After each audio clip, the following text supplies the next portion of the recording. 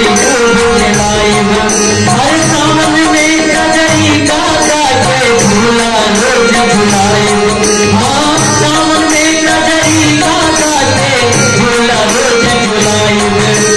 पवन देव से सरस्वती होला पवन देव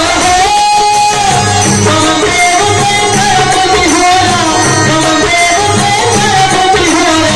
हौले हौले बहुना बहुना रे जी चले रहुना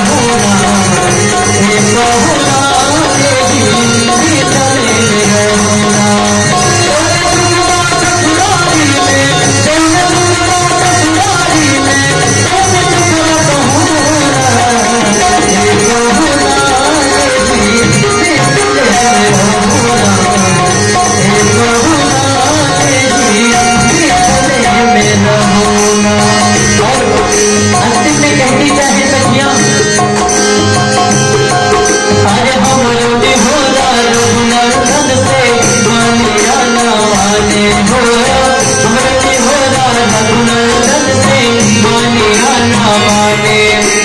पर ससुरारी के नाते प्रताप के आपन जाने हाँ पर ससुरारी के नाते प्रताप के आपन जाने